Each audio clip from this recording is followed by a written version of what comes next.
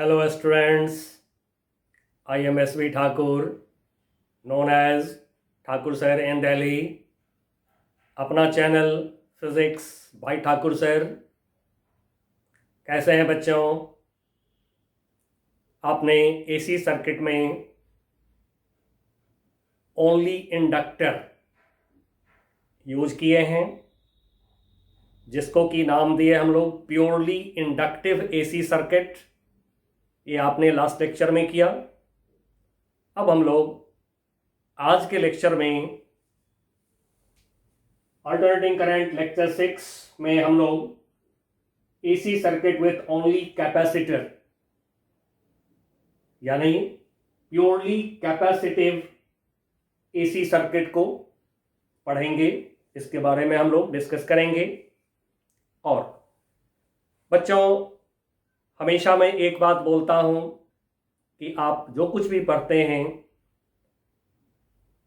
उसको आप थोड़े से अपनी एनसीईआरटी के बुक से जरूर मैच करिए, या यदि आपके पास में fundamental of physics Halliday Resnik walker की बुक अवेलेबल हो तो आप उस बुक से जरूर थोड़ी सी आप मैच करके देख लीजिए कि जो आपने पढ़ा है उसके एक्सप्रेशंस, उसके इक्वेशंस, उसके फिगर, ये सब मैच कर रहा है कि नहीं एनसीईआरटी से, हैलिडे रेसनिक वॉकर की बुक से। यदि मैच कर रहा है तो ठीक है, और यदि मैच नहीं कर रहा है तो फिर आप जरूर इस बात पर ध्यान रखेंगे। चलिए हम आगे बढ़ते हैं। अब प्योरली कैपेसिटिव सर्किट का मतलब क्या होता है? तो जैसे हम लोग प्योरली इंडक्टिव सर्किट के बारे में बात किए थे, सर्किट में कोई रेजिस्टेंस नहीं होगा, रेजिस्टेंस विल बी नेग्लेक्टेड। उसी तरह से इस सर्किट में कोई रेजिस्टेंस हम लोग यूज नहीं करेंगे, कोई रेजिस्टेंस हम लोग कंसीडर नहीं करेंगे, रेजिस्टेंस विल बी नेग्लेक्टेड। अब लास्ट क्लास में भी हमने, लास्ट लेक्चर 5 में भी मैंने आपको एक बात बताया था। इस समझने के लिए, क्लैरिटी के लिए कुछ मैं ऐसे लाइन ड्रॉ करके राइट साइड में एक्स्ट्रा काम करूंगा, जिसको कि आप हिंट के नाम से पहचान सकते हैं, या फिर एक्स्ट्रा वर्क टू अंडरस्टैंड आप इसको समझ सकते हैं। मैं फर्स्ट चैप्टर से नोट्स लिखाते चल रहा हूं और आपको बोला भी हूं कि जो मैं नोट्स लिखाता हूं आप इसको लिखिए और इसकी मदद से आप सारी बुक को सॉल्व करिए। तो आइए हम आगे बढ़ते हैं। तब हम ले रहे हैं प्योरली कैपेसिटिव एसी सर्किट, यानी कि वो एसी सर्किट जिसमें ओनली कैपेसिटर होंगे, रेजिस्टेंस नहीं होंगे, इंडक्टर नहीं होंगे।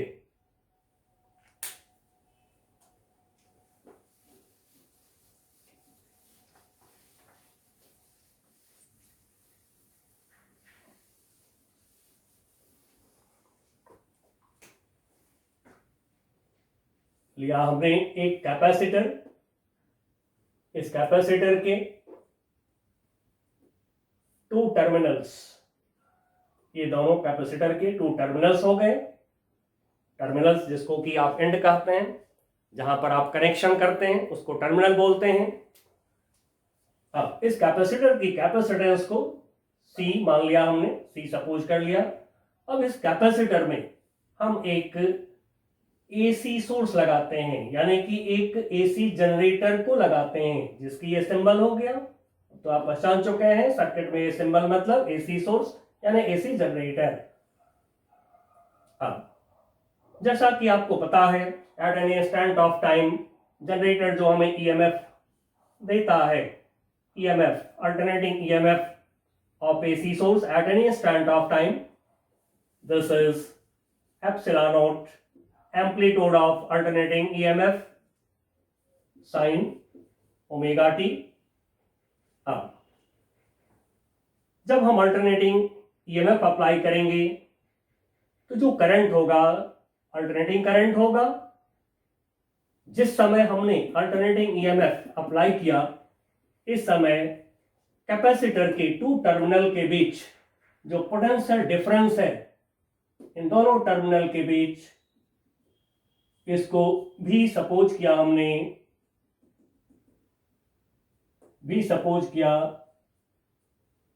कैपेसिटर के दोनों टर्मिनल के बीच पोटेंशियल डिफरेंस को भी सपोज किया।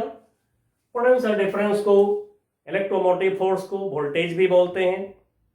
लेकिन बच्चों, कुछ लोगों को मैंने देखा है, कुछ बुक्स में भी मैंने देखा है कि बोल देते हैं पोटेंशियल ऑफ द सोर्स।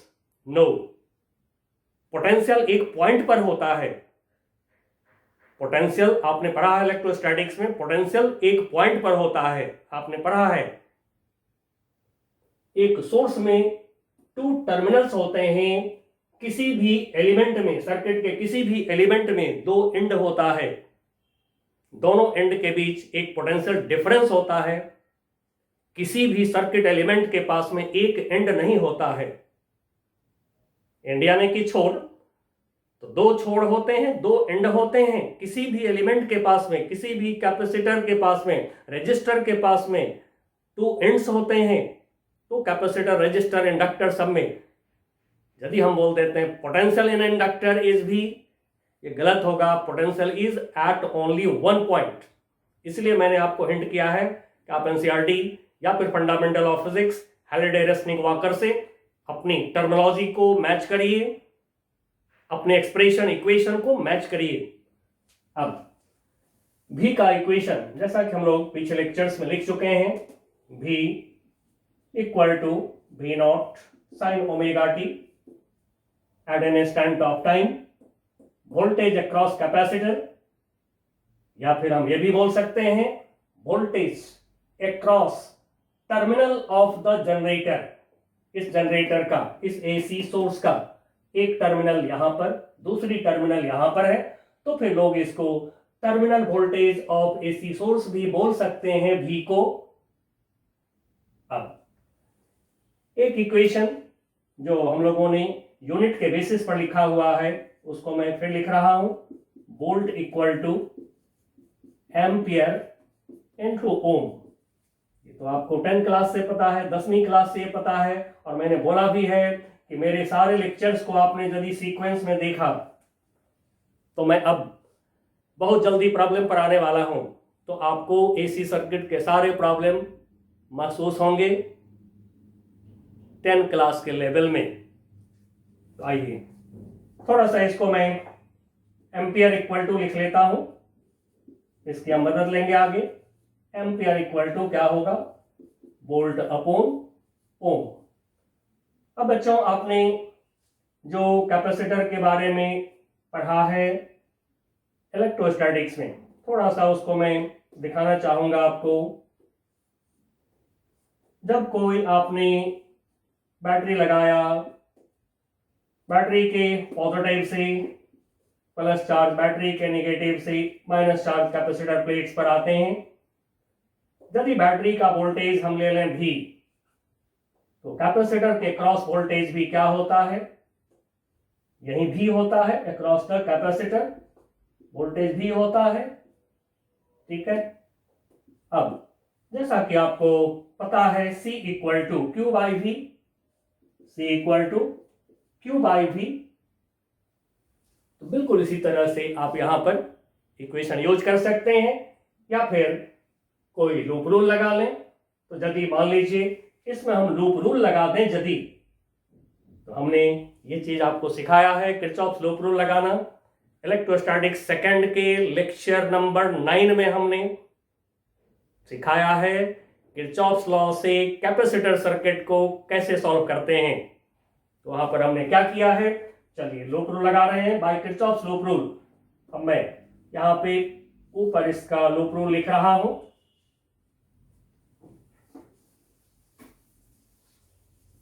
पहले थोड़ी सी कॉन्सेप्ट ले लेते हैं, फिर हम आगे बढ़ जाएंगे। Now by Kirchhoff's loop rule या voltage law, Kirchhoff's loop rule बोले या वोल्टेज लॉ बोले, एक चक्कर हम इस लूप में लगाते हैं ऐसे। ठीक है, ऐसे क्लॉकवाइज। नाउ चला चला चला चला इस बैटरी के अंदर टुवर्ड्स पॉजिटिव प्लेट, आप पढ़े हैं towards positive plate, inside the battery voltage is positive, लिखा पॉजिटिव। चले चले चले inside capacitor towards negative plate हम चलेंगे, तो towards negative plate voltage is negative. अब V इक्वल टू क्या होगा, V equal to Q by C, तो फिर इसकी जो वोल्टेज हो गया negative Q by C equal to total voltage by Kirchhoff's loop rule.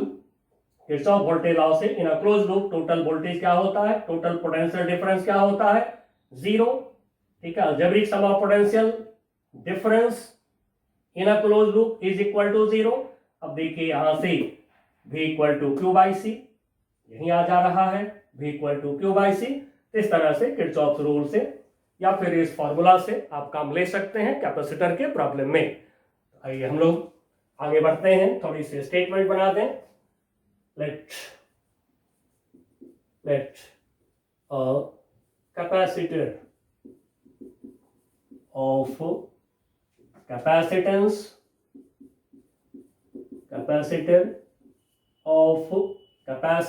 C is connected with an AC source, जैसा कि फिगर में दिखा रखे हैं, at any instant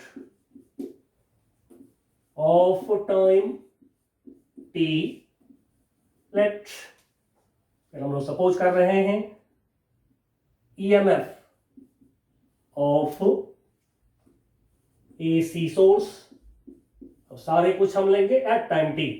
EMF of AC source is epsilon,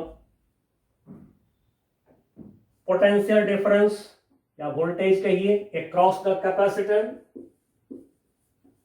या across the terminal of capacitor is V। अब बच्चों थोड़ा सा यहां पर एक बात हम लोग समझ लें एंड देन उसके बाद हम आगे बढ़ेंगे। ठीक है, तो इस एक बात की जानकारी ले लें।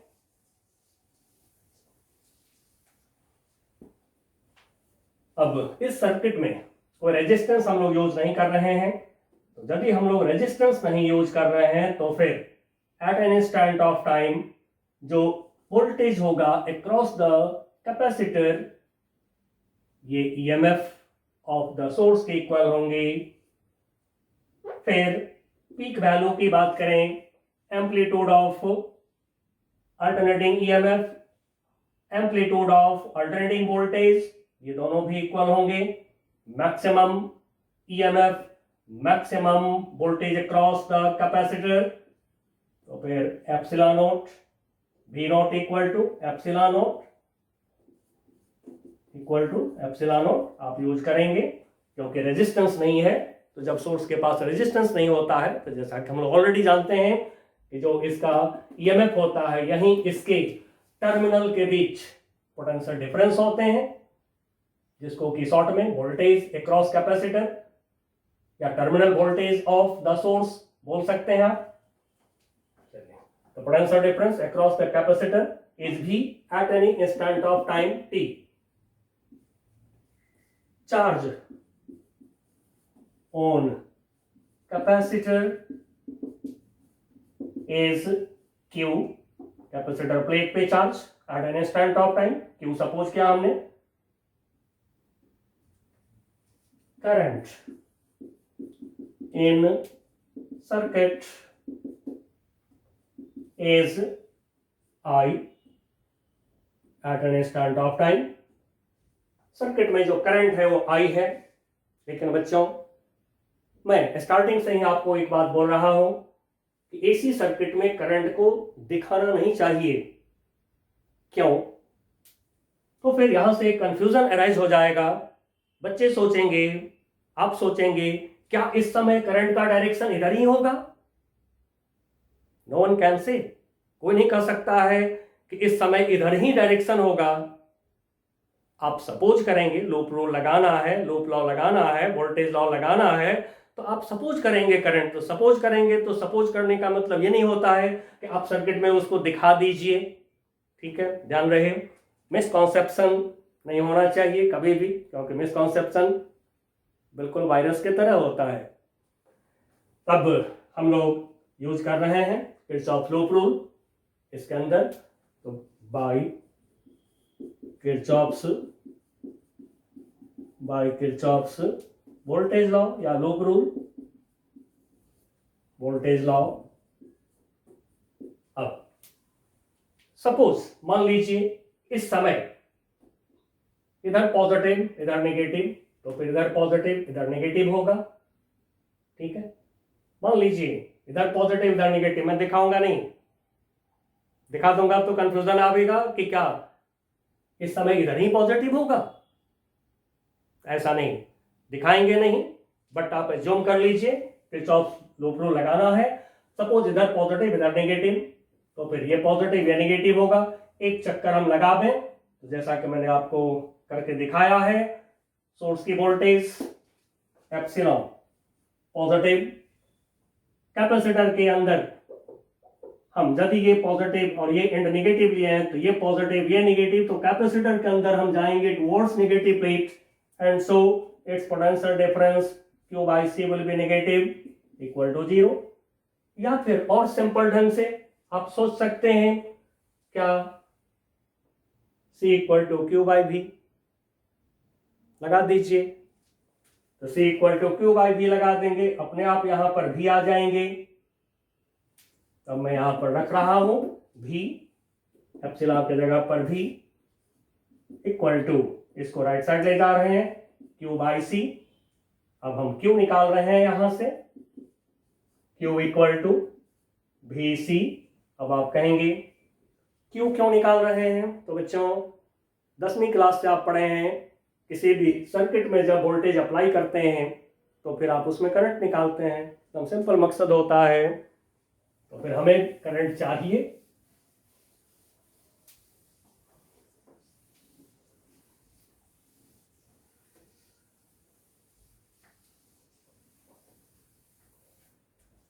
तब रखिए V के जगह पर, V का equation V nought sine omega t रख दीजिए, तो फिर Q equal to C constant को मैं पहले लिख रहा हूं, और V के जगह पर लिख लिया हमने V nought sine omega t. अब आप क्लियरली देख रहे हैं कि चार्ज जो है टाइम का फंक्शन है, and so I at an instant of time, ये charge at an instant of time t हो गया। अब हम at an instant of time t current निकालना चाह रहे हैं, Q is function of t, calculus लगा लीजिए, dq by dt कर लीजिए, dq by dt।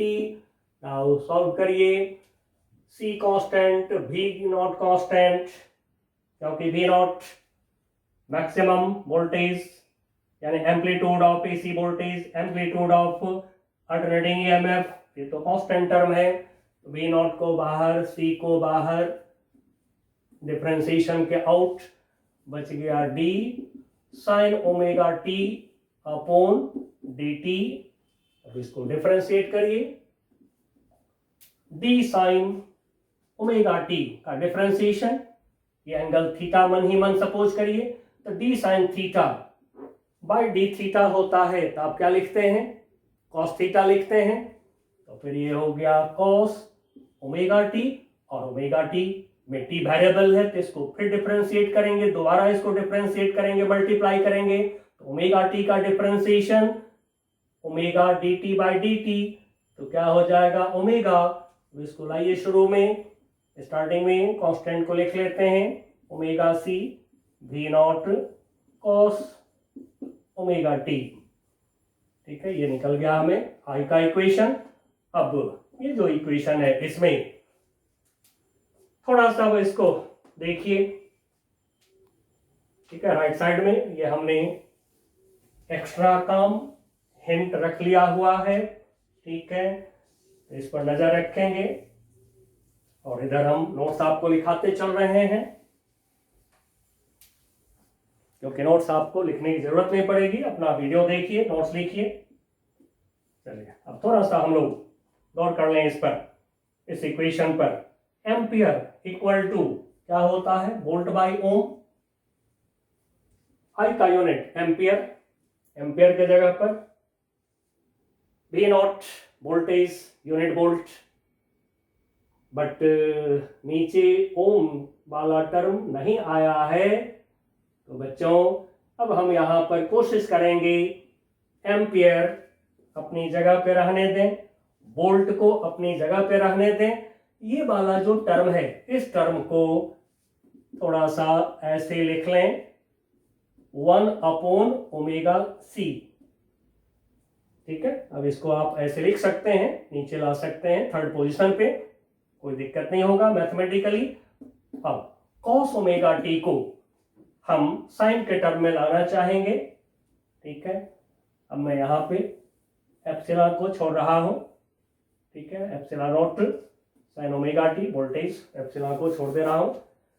cos ω t को हम साइन के टर्म में लाना चाहेंगे, क्योंकि हमारा वोल्टेज साइन फंक्शन है, इसलिए हम इसको साइन के टर्म में लाना चाहेंगे, साइनोसॉइडल लाना चाहेंगे हम, साइनोसॉइडल यानी कि आई को साइन का फंक्शन बनाना चाहेंगे।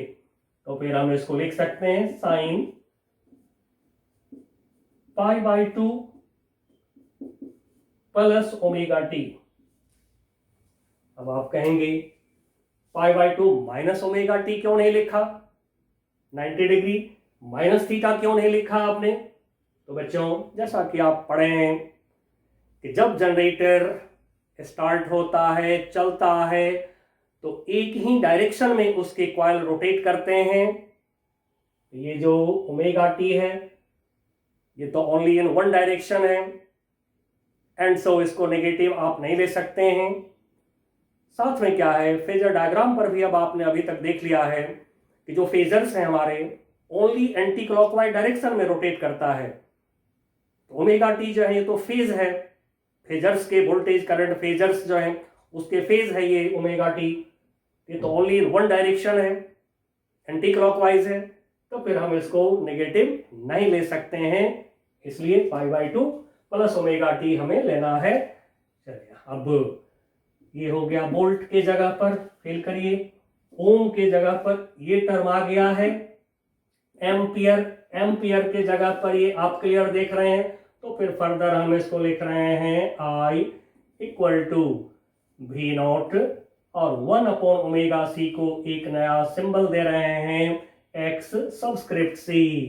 आपने इंडक्टर में देखा था यहाँ पर x सबस्क्रिप्ट l आया था, क्योंकि इंडक्टर था, कैपेसिटर है, तो यहाँ पर c नाउ साइन, और ω/t को हम पहले लिख रहे हैं क्योंकि ये पहले से फेज है, करंट का फेज हमें देखना है, वोल्टेज के पास में ये फेज पहले से है, तो करंट का फेज हमें देखना है, इसलिए देखेंगे वोल्टेज के रेस्पेक्ट में क्या होता है, बड़ा होता है, छोटा होता है। तो फिर प्लस π/2 कर लेते हैं।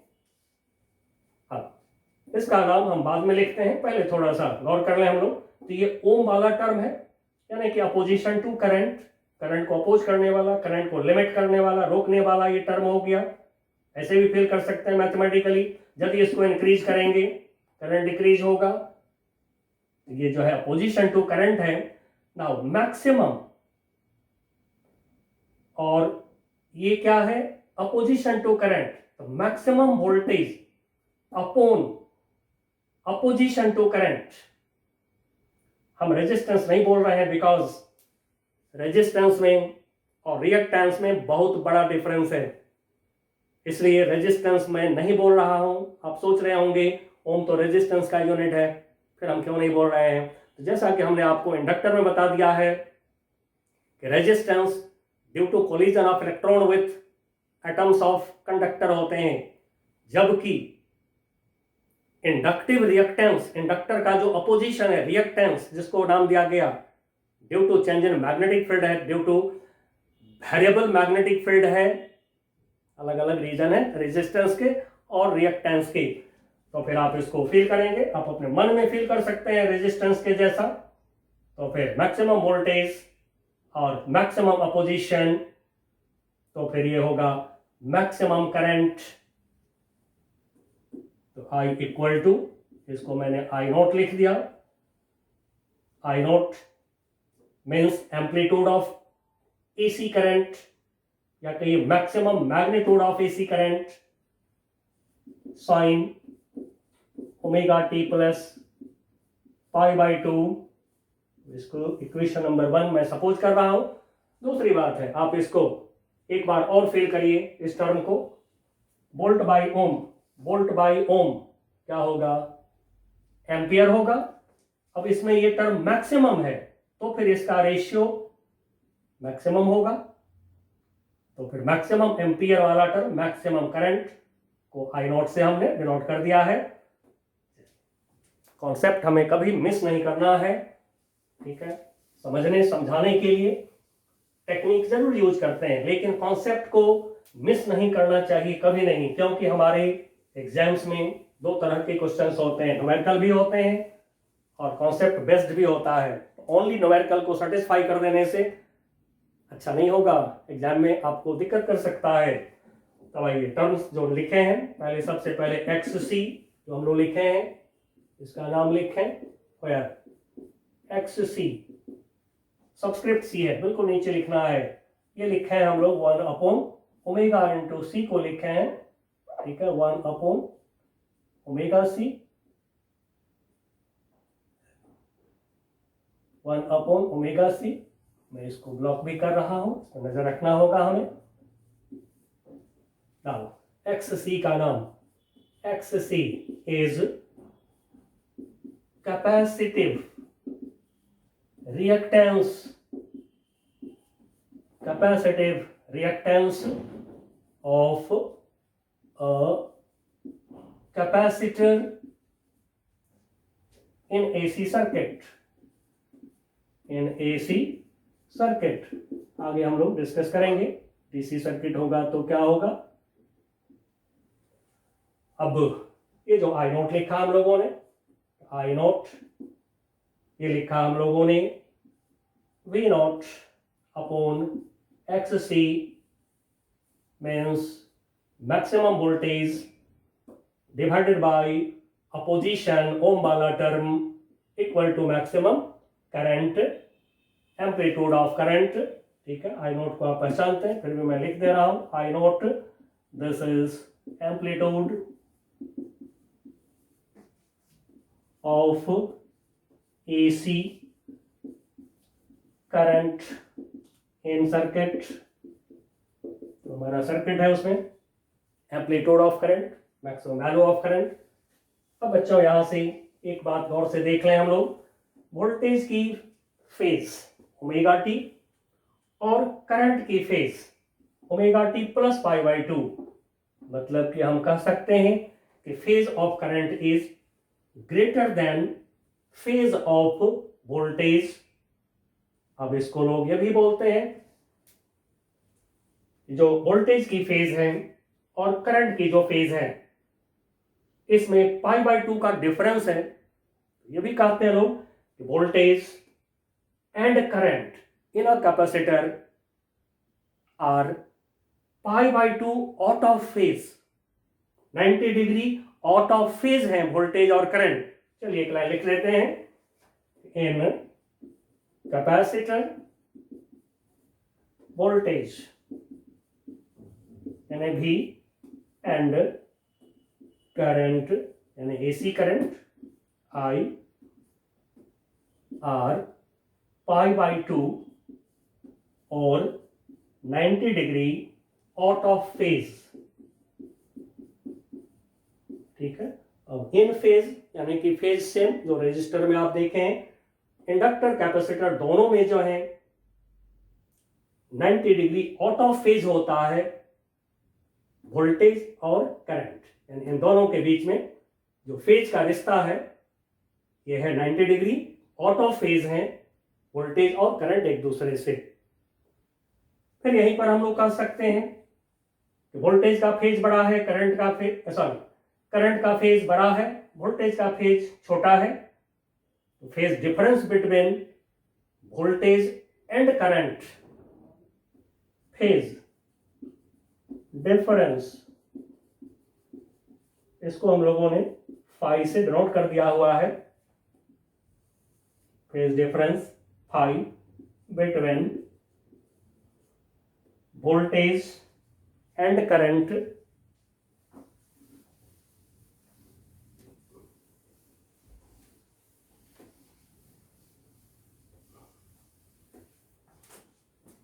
चलिए इसको मैं ऊपर लिख रहा हूं, phase difference phi between voltage and current I is minus 90 degree pi by 2 यानी 90 डिग्री और minus pi by 2 that is phi equal to minus pi by 2। अब जनरली लोग जो फाई निकालते हैं phase of voltage minus phase of current, ठीक है, क्योंकि वोल्टेज पहले से है। अब वोल्टेज के रेस्पेक्ट में करंट का फेज एंगल बढ़ा कम हुआ, पहले तो वोल्टेज अप्लाई करते हैं आप, and so phase of voltage minus phase of current करके phase difference between voltage current निकालते हैं। तो फिर आप इसको देखें, वोल्टेज का फेज एंगल क्या है हमारा ओमेगा टी, या फिर यदि इसका इक्वेशन लिखते हैं तो इसमें भी तो वही है, क्योंकि वोल्टेज में एक ही फेज होता है, चाहे ईएमएफ ले चाहे वोल्टेज ले, रेजिस्टेंस तो जीरो है, इसलिए जो ईएमएफ है वही वोल्टेज भी है, तो साइन ओमेगा टी। देन क्या देख रहे हैं, ओमेगा टी है वोल्टेज के पास फेज एंगल माइनस, अब इसको हम करंट के फेज को माइनस करते हैं, omega t plus pi by 2, तो क्या होगा equal to minus pi by 2। थोड़ा सा निकाल के दिखा दिया हूं, आगे फेजर डायग्राम पर अब हम इसको डालेंगे तो और ज्यादा क्लियरली आप देखेंगे, फिर इसके ग्राफ्स देख लेंगे हम लोग। ये हमारा हिंट एक्स्ट्रा रखा हुआ है, आगे हम लोग इसका यूज करेंगे, और हमेशा समझने के लिए कुछ टेक्निक्स कुछ एक्स्ट्रा मैं ऐसे साइड में लिख दिया करूंगा। अब लेते हैं फेजर डायग्राम। फेजर डायग्राम किसके लिए, AC circuit with only capacitor.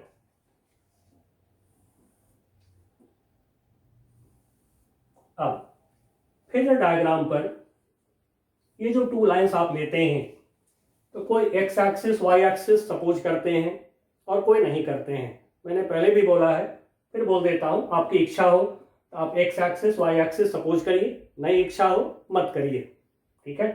लेकिन इस पर कोई वेरिएबल को नहीं रखेंगे हम, किसी तरह का कोई वेरिएबल नहीं रखेंगे इसके ऊपर, ठीक है, ये ध्यान रखिएगा।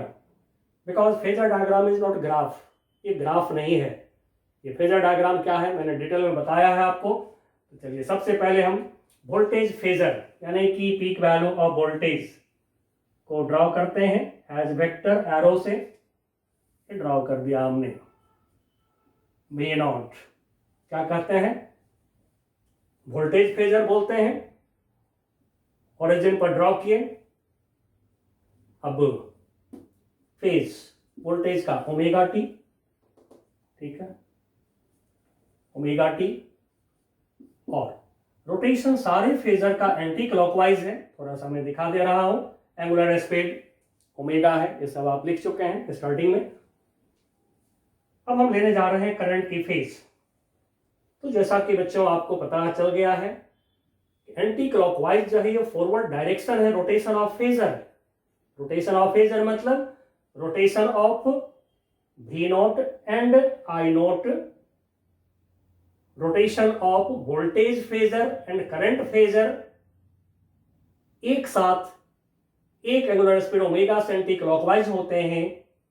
तो फिर अब इस डायरेक्शन में omega t plus pi by 2 हमें लेना होगा करंट के लिए। तो फिर ओमेगा टी एंगल यहां पे है, पाई बाई 2 एंगल यहां से आगे बढ़िए, तो यहां से π/2 एंगल हमने ले लिया आगे। नाउ दिस इज I0, ये हो गया I0।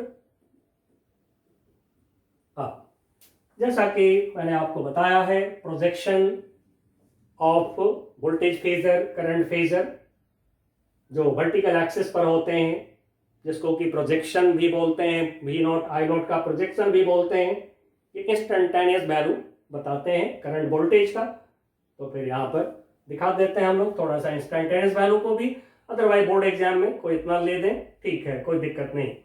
चलिए, तो मैं इंस्टेंटेनियस वैल्यू को दिखाता हूँ। यहाँ से परपेंडिकुलर डाल करके कंपोनेंट निकालते हैं V0 का y एक्सिस पर, यानी कि वर्टिकल एक्सिस पर डाला परपेंडिकुलर। अब जैसा कि वेक्टर रिजोल्यूशन से पता है, मैंने पिछले क्लास में भी आपको बताया है, जिस लाइन से आप एंगल देखते हैं किसी वेक्टर का, उस लाइन पर क्या लेते हैं, cos थीटा। तो इधर का कंपोनेंट क्या होगा V0 का, V0 cos ओमेगा टी। तो फिर इधर का कंपोनेंट क्या होगा, V0 sin ओमेगा टी। ये वाला जो कंपोनेंट हो गया, ठीक है, ओरिजिन से देख रहे हैं, यहां से देख रहे हैं ओरिजिन से यहां तक, ये लेंथ यहां तक, दिस लेंथ इज, चलिए मैं यहां साइड करके दिखा देता हूं जिससे क्लियर आपको पता चले। V0 sin omega T means यहां से यहां तक जो लेंथ हो गया, V0 sin ओमेगा टी। कई सारे बुक्स में यहां पर आपको V लिखा हुआ मिलेगा, तो V is V0 sin omega t. अब सिमिलरली I0 से परपेंडिकुलर ड्रॉ करिए वर्टिकल एक्सिस पर। I0 का कंपोनेंट देखिए, यहां से परपेंडिकुलर ड्रॉ किया हमने वर्टिकल एक्सिस पर, अब इतना बड़ा लेंथ हमें मिल रहा है वर्टिकल एक्सिस पर, ठीक है। अब इसको हमें दिखाना है, चलिए मैं थोड़ा सा दूर करके इसको दिखाऊंगा जिससे कि आपको पता चल जाए क्लियरली। फिगर को ज्यादा हम गंदा नहीं करेंगे, चलिए मैं यहां दिखा दे रहा हूं। ये लेंथ यहां से यहां की जो लेंथ है, तो I0 का जो एंगल है ये है कितना, 90 डिग्री यहां से यहां तक, ओमेगा टी प्लस π/2। तो फिर रिजॉल्व करेंगे, I0 का एंगल एक्स एक्सिस के साथ ओमेगा टी प्लस π/2। यदि इस लाइन पर कंपोनेंट लें तो क्या होगा, I0 cos omega t plus π/2। तो फिर परपेंडिकुलर लाइन पे कंपोनेंट क्या होगा, लाइक वेक्टर, ये हो जाएंगे हमारे I0 sin omega t plus π/2। चलिए बच्चों, हमने component of phasor V0 I0 दिखा लिए। इन कंपोनेंट्स को प्रोजेक्शंस भी कहते हैं। V0 का प्रोजेक्शन ये हो गया, V0 sin omega T. I0 का प्रोजेक्शन यहां से यहां तक, ठीक है, ये लिखा हो, यहां से यहां तक, ये I0 का प्रोजेक्शन यहां से यहां तक, this is I0 sin omega t plus π/2।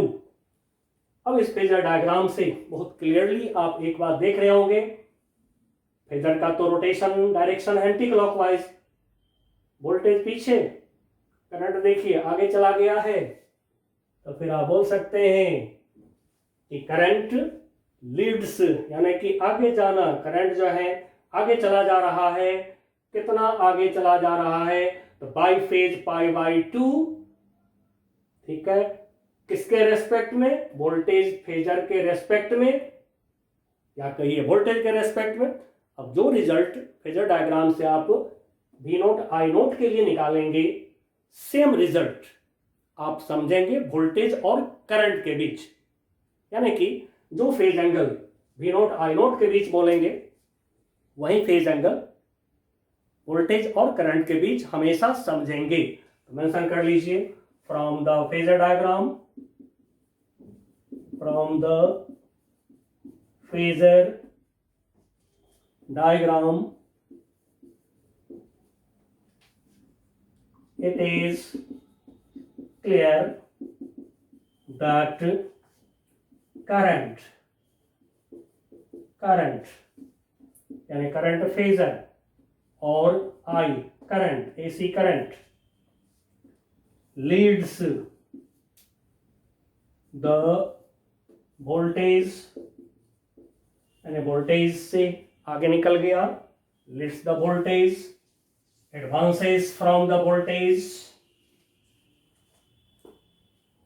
leads the voltage by phase pi by 2 और 90 डिग्री, और ये भी बोल सकते हैं 1 क्वार्टर साइकिल, क्योंकि फुल साइकिल में angle 360 degree, 1 quarter cycle angle 90 degree, तो फिर जो फेज है 1 क्वार्टर साइकिल आगे बढ़ गया है करंट का, कहाँ से, फ्रॉम वोल्टेज।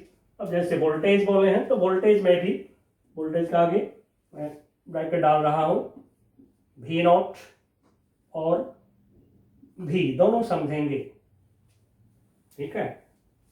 यानी कि current leads the voltage bye phase pi by 2, ऐसे भी समझेंगे, current leads the voltage bye phase pi by 2। अब फेज डिफरेंस तो हम लोग निकाल चुके हैं ऊपर, फिर भी थोड़ा सा यहाँ पर मेंशन कर देते हैं, phase constant in current, phase constant को हम लोग फाई से डिनोट किए हैं, फाई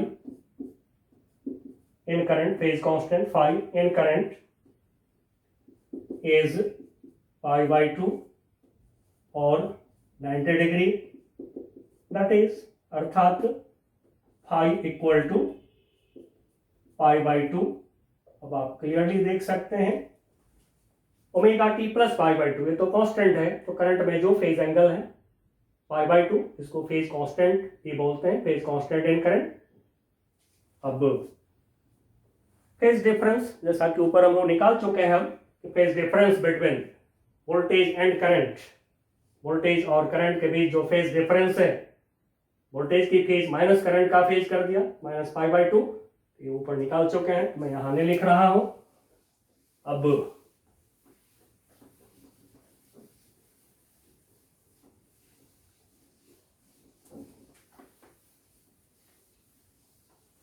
चलिए थोड़ा एक लाइन लिख लें हम लोग दोबारा से, phase difference phi between voltage and current in a capacitor has magnitude pi by 2 और 90 डिग्री। अब जैसा कि हमने निकाल के दिखा दिया है, एक्चुअली फाई मैं साइड में लिख रहा हूं, एक्चुअली फाई हमारा है minus pi by 2 in capacitor. तो जनरली लोग बोलते हैं कि phase difference is pi by 2, ठीक है, magnitude pi by 2, sign negative चलेगा।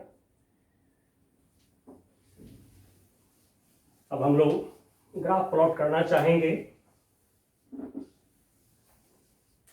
तो ग्राफ के लिए अब जो 2 इक्वेशंस हैं इसको दिखाएंगे हम लोग, v equal to v nought sine omega t and current I equal to I nought sine omega t plus pi by 2। इन दोनों का ग्राफ प्लॉट करके देखते हैं। ग्राफ्स of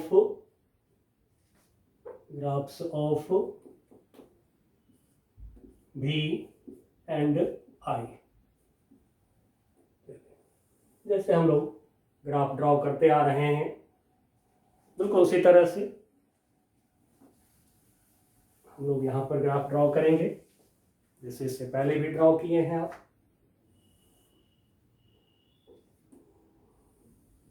अब इस लाइन पर हम ले रहे हैं V एंड I, इस लाइन पर ले रहे हैं टाइम T, ओरिजिन। अब देखिए वोल्टेज का ग्राफ तो एक ही जैसा होगा, वन साइकिल के लिए मैं ड्रॉ कर रहा हूं, आप चाहें तो साइकिल ऐसे रिपीट कर सकते हैं। ठीक है, ये थोड़ा सा बढ़ा देता हूं। अब मार्क करते हैं time 0, peak value of voltage. ठीक है, हम ले रहे हैं V के लिए और V वोल्टेज के लिए पीक वैल्यू ऑफ वोल्टेज कितने टाइम पर मिला था, याद होगा T/4, जहाँ T क्या है, time period of AC। T/2 time पर वोल्टेज 0, फिर 3T/4 टाइम पर अपोजिट डायरेक्शन में मैक्सिमम, जितना हाइट ये उतना ही हाइट ये लेंगे। ठीक है, ये हाइट और ये हाइट सेम लेंगे अपने फिगर में, ग्राफ में, क्योंकि ये पीक वैल्यू है वन डायरेक्शन में वोल्टेज का, यानी V0 है, ये भी V0 है अपोजिट डायरेक्शन में, जैसा कि आपने फर्स्ट ग्राफ में दिखाया था, प्लस V0 माइनस V0, बिल्कुल वही। तो दिस टाइम इज 3T/4, यहाँ पे टाइम 3T/4। अब यहाँ पे टाइम कितना है, T, capital T, time period, one cycle का टाइम पीरियड। और करंट पर आ रहे हैं तो थोड़ी सी करंट के हम वैल्यूज को जांच कर लेंगे, लेकिन इसी ग्राफ को हम लोग ओमेगा टी के रेस्पेक्ट में भी ड्रॉ करना चाहेंगे। ठीक है, इधर ले रहे हैं ओमेगा टी, फिर उसी तरह से V एंड I दोनों को एक बार में रखेंगे। वोल्टेज का ग्राफ, ठीक है, जितना हाइट ऊपर उतना हाइट नीचे रखिए। अब ओमेगा टी को जैसे इंडक्टर में लेवल किए हैं, 0 π/2, यहाँ पे एंगल पाई, फिर यहाँ पे एंगल 3π/2, फिर यहाँ पे एंगल 2π, और चाहे तो फिर इसको आगे हम लोग ऐसे रिपीट कर सकते हैं। अब एक दो वैल्यू लेकर के पहले चेक कर लें। This is for V voltage के लिए तो हमेशा एक ही तरह का ग्राफ होगा, इसलिए जो आपको एक बार ड्रॉ कर चुके हैं इसके लिए भी ड्रॉ कर चुके हैं, तो फिर इसको ज्यों का त्यों ड्रॉ करिए। अब करंट को थोड़ा सा देखते हैं जांच करके कुछ वैल्यूज लेकर। जब हम T लिए 0, टाइम T 0 रखेंगे यहाँ पे, तो क्या होगा, ये टर्म 0 हो गया। I = I0 sin π/2, sin π/2 क्या होता है, 1, तो फिर I0 हो गया। तो फिर जब टाइम 0 तो करंट का पीक वैल्यू है, और एंगल कितना यहां पर देख रहे हैं, ओमेगा टी 0, एंगल π/2 हो गया। चलिए तो जरा गौर कर लेंगे। अब जब T 0 देन यहां पर करंट I0, अब हम ले रहे हैं पीक वैल्यू ऑफ करंट इधर, बट ध्यान रखेंगे वोल्टेज से थोड़ा सा कम लेंगे पीक वैल्यू करंट का, क्योंकि करंट को रेजिस्टेंस या फिर रिएक्टेंस जो भी है थोड़ा अपोज करता है, तो फिर थोड़ा सा करंट का हाइट हम कम लेंगे।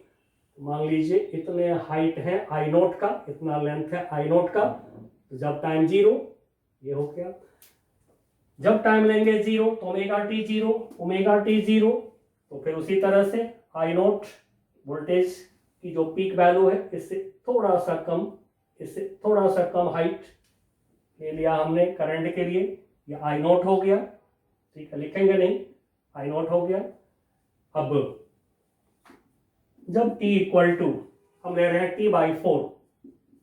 T/4 ले रहे हैं, रखिए यहाँ पर I = क्या होगा, I0 sin ओमेगा को सॉल्यूशन जब भी करें तो 2π/t को भी प्रॉब्लम करेंगे, 2π/t जहाँ t time period of AC into time small t T/4 ले लिया, प्लस π/2 कर लिए, देखिए टी से टी कैंसल, ये हो गया π/2 प्लस π/2, क्या हो गया पाई, साइन पाई क्या होता है 0, एंड सो करंट हो गया 0।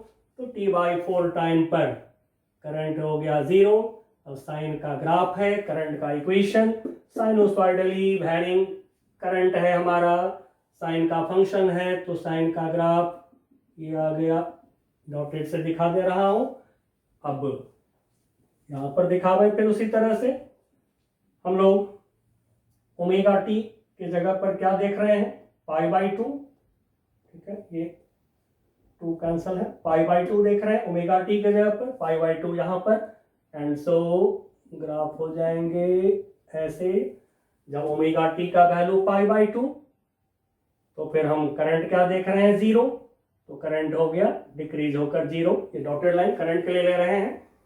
ये जब t इक्वल टू t/2 लें, हाफ साइकिल का टाइम ले लिया अब हमने, तो I इक्वल टू क्या होगा, I0 साइन, अब 2π/t ओमेगा के जगह पर 2π/t लिखा, इंटू t/2 प्लस π/2 और t से t कैंसल, 2 से 2 कैंसल, 2π प्लस पाई 3π/2 यानी कि 270 डिग्री, साइन 270 डिग्री is -1, and so I0 into -1 equal to -I0 हो गया, यानी कि t/2 टाइम पर अपोजिट डायरेक्शन में पीक, तो जितना बड़ा पीक वैल्यू करंट का आप लिए हैं उतना ही बड़ा यहाँ भी लेंगे, तो फिर t/2 टाइम पर, ये 3t/4 टाइम यहाँ पर है, ध्यान रखिएगा, ये t/2 टाइम बिल्कुल इसके सामने पीक वैल्यू ऑफ करंट इतना ही बड़ा लेने की कोशिश करेंगे हम। अब ये आ गया अपोजिट डायरेक्शन में करंट आ गया पीक पर। अब इसी तरह से और भी वैल्यूज को जांच कर सकते हैं, अदरवाइज पैटर्न आपको दिखा दिया हमने, तो फिर अब आप इसको फटाफट बाकी पॉइंट से पास करा लीजिए, या फिर आप इसी तरह से टाइम की वैल्यू रखते जाइए, आपको ओमेगा टी दिखेगा तो उसको यहाँ पर सोच लीजिए। अब देखिए ओमेगा टी कितना दिख रहा है हमें, ओमेगा टी के जगह पर कितना दिख रहा है इस समय पाई, तो फिर पाई एंगल फेज जब पाई है तो फिर करंट का पीक वैल्यू है बट इन अपोजिट डायरेक्शन, तो फिर यहाँ पर इतना ही बड़ा वैल्यू I0 के इक्वल लीजिए, और यहाँ से साइन की ग्राफ ऐसे पास करेंगे। अब इसी ग्राफ को जो है बाकी पॉइंट से हम रिपीट करेंगे, फिर करंट होगा यहाँ पे 0, फिर यहाँ पे होगा मैक्सिमम पीक वैल्यू, मैक्सिमम, ये 1 साइकिल का हमने ग्राफ ड्रॉ कर लिया। सिमिलरली ओमेगा टी को चेक करते हुए आप आगे देख सकते हैं, बाकी पॉइंट से ग्राफ को आप पास करा लीजिए, या फिर जांच करके करना हो तो इस तरह से आप जांच करके कर सकते हैं। नाउ पीक वैल्यू 2π पर फिर आवेगा, ये हो गया।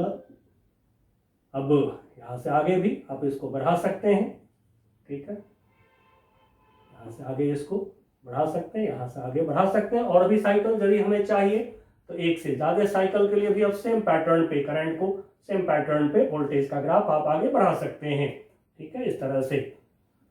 अब बच्चों यहाँ पर जरा गौर से देखिए, पीक वैल्यूज पर नजर डालिए, करंट की पीक वैल्यू, वोल्टेज की पीक वैल्यू, ठीक है, क्या देख रहे हैं, जो पीक वैल्यू ऑफ करंट है 0 टाइम पर है, अब वोल्टेज की जो पीक वैल्यू t/4 टाइम पर है, मतलब करंट आगे आगे चल रहा है, करंट पहले मैक्सिमम होगा, वोल्टेज उसके बाद मैक्सिमम होगा, तभी बोला गया है करंट लीड्स द वोल्टेज। क्यों, करंट का पीक वैल्यू पहले आ रहा है, 0 टाइम पे आ रहा है, ठीक है, 0 फेज पर आ रहा है करंट का पीक वैल्यू, और वहीं पर जो वोल्टेज की पीक वैल्यू है t/4 टाइम चलने के बाद, 1 क्वार्टर साइकिल चलने के बाद पीक वैल्यू वोल्टेज का आ रहा है, तो फिर हम बोल सकते हैं by this graph peak value या कहिए maximum magnitude of AC current, या सीधे भी करंट बोल दें, in purely capacitive circuit, in a purely capacitive circuit comes before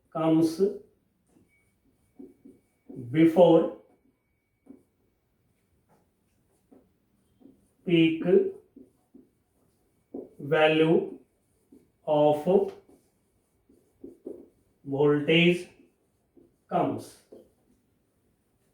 ठीक है, peak value of AC current in purely capacitive circuit comes before peak value of voltage comes. Peak value of voltage के आने से पहले ही current के peak value होते हैं, यानी कि करंट लीड्स द वोल्टेज से आगे आगे करंट चलता रहता है। चलिए बच्चों, बहुत अच्छे से आप ग्राफ से देख लिए सारी बात। अब हम लोग थोड़ा सा कैपेसिटिव रिएक्टेंस के बारे में कुछ और अच्छी जानकारी ले लें, ठीक है। कैपेसिटिव रिएक्टेंस को थोड़ा सा डिटेल में हम लोग और जान लें, जैसे इंडक्टिव रिएक्टेंस को बहुत अच्छे से आपको सिखा दिया था। आइए देखते हैं कैपेसिटिव रिएक्टेंस। कैपेसिटिव रिएक्टेंस जिसको कि हम लोगों ने एक्स सबस्क्रिप्ट सी से डिनोट किया है। इक्वेशन इसका मिला 1/ओमेगा सी, ओमेगा 2 पाई न्यू होते हैं, तो आप चाहें तो इसको 2 पाई न्यू सी लिख सकते हैं। अब ये न्यू क्या है? New is frequency of AC, this is frequency, new is frequency of AC। Omega को क्या कहते हैं? एंगुलर फ्रीक्वेंसी, ये सब आप जानते हैं, फिर भी मैं थोड़ा रिपीट कर रहा हूं। Angular frequency of AC। अब देखिए यहां से कैपेसिटिव रिएक्टेंस, जैसा कि हम लोगों ने देखा I0 equal to V0 upon XC। अब इस इक्वेशन से हमें क्या पता चल रहा है? यदि XC के वैल्यू को आप इंक्रीज करेंगे तो I0 का वैल्यू डिक्रीज होगा। Means this capacitive reactance limits the current, opposes the current, ठीक है। इन AC circuit reactance of capacitor, क्या कहते हैं? कैपेसिटिव रिएक्टेंस, कोई कैपेसिटेटिव रिएक्टेंस भी बोलते हैं। तो ये जो है करंट को लिमिट करता है, करंट को अपोज करता है। एंड सो जितना बड़ा ये होगा, जितना ज्यादा बड़ा होगा, उतना ही करंट को ये लिमिट करेगा, कम करेगा। And so capacitative reactance it is measure of, ये मेजरमेंट होगा, मेजर ऑफ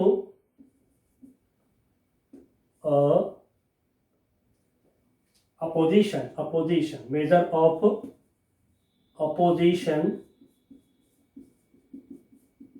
यानी अपोज करने का, विरोध करने का। It is measure of opposition of a capacitor. अभी अपोजिशन किसका? कैपेसिटर का है। तो जो कैपेसिटिव रिएक्टेंस है, it is measure of opposition of a capacitor to AC current in an AC circuit. इसका रीजन क्या है, इसका कॉज क्या है, वो भी बता दे रहा हूं, ठीक है। इट्स कॉज इज वैरिंग यानी कि changing, electric field, changing electric field inside a capacitor, जो कैपेसिटर है उसमें जो इलेक्ट्रिक फील्ड है वो बदलते रहते हैं when AC source is connected with a capacitor। क्योंकि बच्चों जब AC सोर्स आप लगाएंगे कैपेसिटर में तो क्या होगा, कैपेसिटर चार्ज, जैसे AC का अपोजिट साइकिल आवेगा तो फिर डिस्चार्ज, इस तरह से चार्ज डिस्चार्ज होता रहता है कैपेसिटर। ठीक है, तो जो कैपेसिटर के अंदर इलेक्ट्रिक फील्ड है, ये इलेक्ट्रिक फील्ड बदलते रहते हैं, सीधा उल्टा होते रहता है, जिस वजह से करंट को कैपेसिटर अपोज करता है। इसी सर्किट में जबकि रेजिस्टेंस में क्या होता है, collision of electron with the atoms of conductor, and so ये डिफरेंस हो गया रेजिस्टेंस में और कैपेसिटिव रिएक्टेंस में। अब हम लोग देख सकते हैं यहां पर कि जो कैपेसिटिव रिएक्टेंस है XC, this is inversely proportional to omega, यानी कि एंगुलर फ्रीक्वेंसी ऑफ AC जो है उस पर डिपेंड करेगा। या फिर आप ये भी देख रहे हैं XC फ्रीक्वेंसी यदि लिखें तो 1/न्यू, फ्रीक्वेंसी के इनवर्सली प्रोपोर्शनल है, फ्रीक्वेंसी डिपेंडेंट है, जबकि रेजिस्टेंस सोर्स की फ्रीक्वेंसी पर डिपेंड नहीं करता है। ठीक है, अब C के ऊपर फिर इसी तरह से आप देख रहे हैं XC capacitive reactance is inversely proportional to C। ठीक है, यदि C को आप चेंज करेंगे तो ये चेंज होगा। यूनिट हम लोग पहले ही जान चुके हैं, यूनिट इसका क्या है, ओम, जैसा कि हम लोग जान चुके हैं बहुत पहले ही, यूनिट इसका ओम है। ये सब इसके वेरिएशन के लिए आप ध्यान रखेंगे, इक्वेशन से देख लेंगे जब ये हम इसका ग्राफ ड्रॉ करके देखना चाहें। ठीक है, यदि हम ग्राफ ड्रॉ करें, इधर ओमेगा ले लें या न्यू ले लें, दोनों के लिए एक ही जैसा ग्राफ होगा। एंड इस पर ले लिया हमने XC कैपेसिटिव रिएक्टेंस। जैसा कि हमने आपको ग्राफ सिखाया है, पढ़ाया है, ग्राफ की एक फुल लेक्चर हमारा अवेलेबल है आपके यूट्यूब पर, आप वहां से पूरी ग्राफ की कॉन्सेप्ट ले सकते हैं। तो जैसा कि आप यहां से देख सकते हैं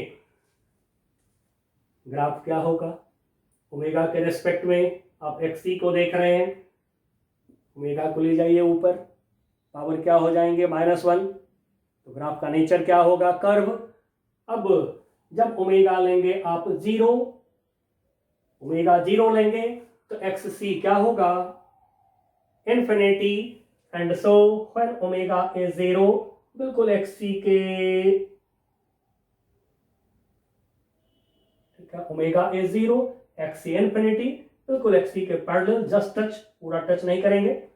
और वहीं ओमेगा को बढ़ाते बढ़ाते यदि बहुत बड़ा कर दें, इन्फिनिटी कर दें, तो क्या होगा, XC 0, यानी कि जब ओमेगा हो जाएंगे बहुत बड़ा यानी इनफाइनाइट, तो फिर XC 0 यानी XC का वैल्यू 0, तो ग्राफ पैरेलल करेंगे ओमेगा के।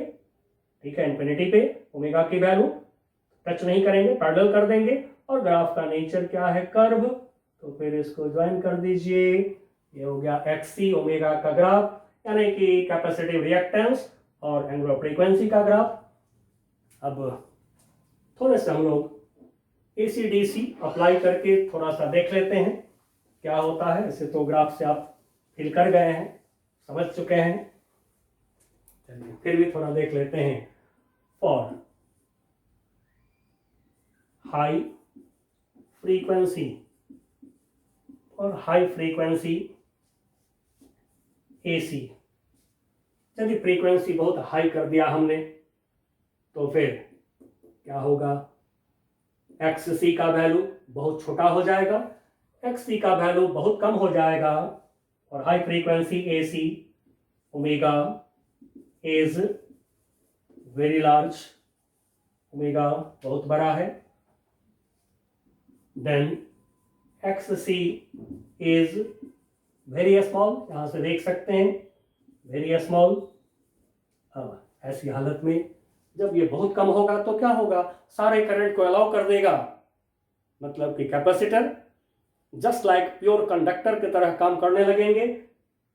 जब ये नेग्लिजिबल हो जाएंगे तो फिर अलाउ करेगा सारे करंट को, जाओ, कोई अपोजिशन नहीं है, इज वेरी स्मॉल।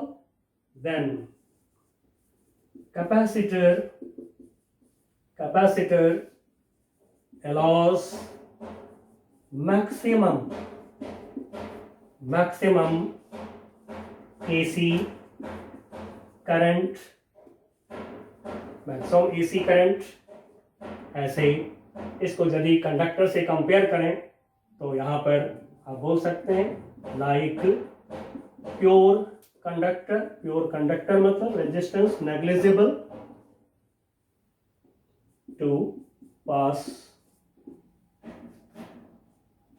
करने देता है, to pass in circuit, to flow, pass बोले फ्लो इन सर्किट या कहिए इन कैपेसिटर। ठीक है, तो यदि फ्रीक्वेंसी बहुत हाई किया हमने, omega very large, XC is very small, then capacitor allows maximum AC current, maximum current को अलाउ कर देगा जाने के लिए, pass in circuit, pass through it, like pure conductor जिसके रेजिस्टेंस नेग्लिजिबल बोलते हैं। अब DC के लिए, for DC direct current, DC के लिए फ्रीक्वेंसी न्यू क्या होगा, 0, ओमेगा क्या होगा 0, ओमेगा 0 से डिवाइड तो क्या होगा, XC टेंड्स टू इन्फिनिटी या इक्वल टू इन्फिनिटी बोल सकते हैं।